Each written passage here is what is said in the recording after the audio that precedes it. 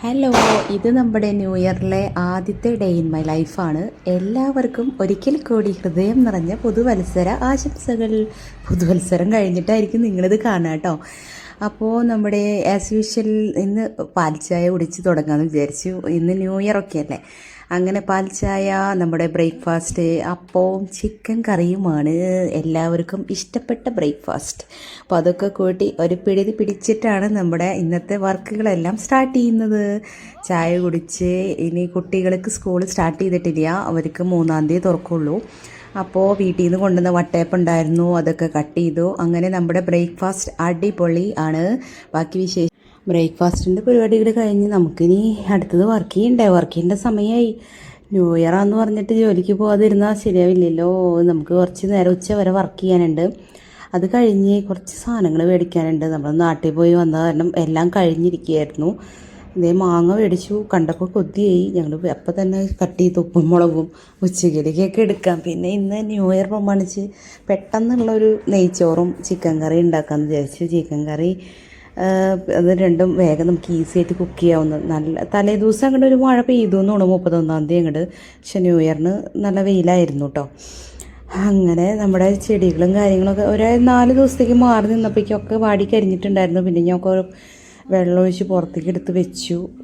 പിന്നെ ഒന്ന് വെയിൽ കൊണ്ടോട്ടെ എന്ന് വിചാരിച്ചു. നമ്മൾ കുറച്ച് ദിവസം നനയ്ക്കാതിരുന്നാലൊക്കെ പെട്ടെന്ന് ഒക്കെ കരിഞ്ഞു പോവും എല്ലാ ചെടികളും. അത് എല്ലാ പ്രാവശ്യം അങ്ങനെയാണ്. വെക്കേഷന് പോയി വരുമ്പോഴും ഒക്കെ അങ്ങനെ ലഞ്ച് കഴിക്കാൻ നേരമായി. ഇതേ എല്ലാം അടിപൊളിയായി, നല്ല ടേസ്റ്റും ഉണ്ടായിരുന്നു കേട്ടോ.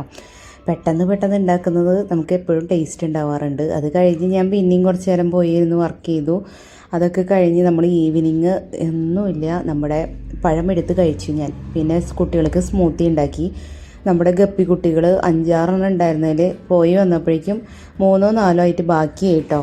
സങ്കടം വന്നു, അതൊക്കെ ചത്തുപോയി. ഉച്ച തിരിഞ്ഞത്തെ പരിപാടികൾ എന്ന് പറഞ്ഞാൽ പിന്നെ ഇതൊക്കെ തന്നെ. എല്ലാതൊക്കെ ഒന്ന് എത്ര പിള്ളേർ വീട്ടിലുണ്ടെങ്കിൽ എത്ര അടുക്കി പറക്കി വെച്ചാലും എന്തെങ്കിലുമൊക്കെ വലിച്ചു വാരി ഇട്ടിട്ടുണ്ടാവും. അതൊക്കെ കഴിഞ്ഞു ഇതേ കുളിച്ചു, ഒന്ന് ഉഷാറായി.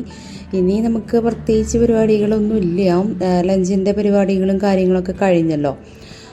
വൈകുന്നേരം നമ്മൾ അത് തന്നെയായിരിക്കും കഴിക്കുക. അപ്പോൾ അതേ ഐസ്ക്രീം വാങ്ങിച്ചിട്ടുണ്ട്. ന്യൂ ഇയർ അല്ലേ, എല്ലാം അടിപൊളി ആവട്ടെ എന്ന് വിചാരിച്ചു. ഇനി വൈകുന്നേരത്തേക്ക് ഞാൻ അരയ്ക്കാനുള്ളത് നമ്മുടെ ഫ്രിഡ്ജിൽ വെച്ച തേങ്ങ വെള്ളമാണ് ഈ കാണുന്നത്. ഐസും ഗ്ലാസിൻ്റെ പോലെ തന്നെ ഐസും കട്ടിയിട്ടിരിക്കുന്നുണ്ട്. ഇനി വൈകുന്നേരം ഞങ്ങൾ വെറുതെ അവിടെ ഇരിപ്പുണ്ട്. പഠിക്കലൊന്നും തുടങ്ങിയിട്ടില്ല കുട്ടികൾ. ഇനിയിപ്പോൾ കറക്റ്റ് സ്കൂൾ തുറന്നാലേ പഠിത്തം സ്റ്റാർട്ട് ചെയ്യുള്ളൂ. അങ്ങനെ വെറുതെ അവിടെ ഹസ്ബൻഡ് അവിടെ നിന്ന് ഗിറ്റാർ വായിക്കുന്നുണ്ട്, ഞാൻ അവിടെ നിന്ന് എന്തൊക്കെയോ പറയുന്നുണ്ട്. അങ്ങനെ ജോലികളെല്ലാം കഴിഞ്ഞ് നമ്മൾ ഉറങ്ങാൻ പോവുകയാണ്. ഇപ്പോൾ കുഞ്ഞു വീഡിയോ എല്ലാവർക്കും ഇഷ്ടമായി വിചാരിക്കുന്നു. ന്യൂ ഇയറിലെ വിശേഷങ്ങളാണ് നിങ്ങൾ കണ്ടത്. അടുത്ത വീഡിയോയിൽ കൂടുതൽ വിശേഷങ്ങളൊക്കെ ആയിട്ട് നമുക്ക് വീണ്ടും കാണുന്നവരെ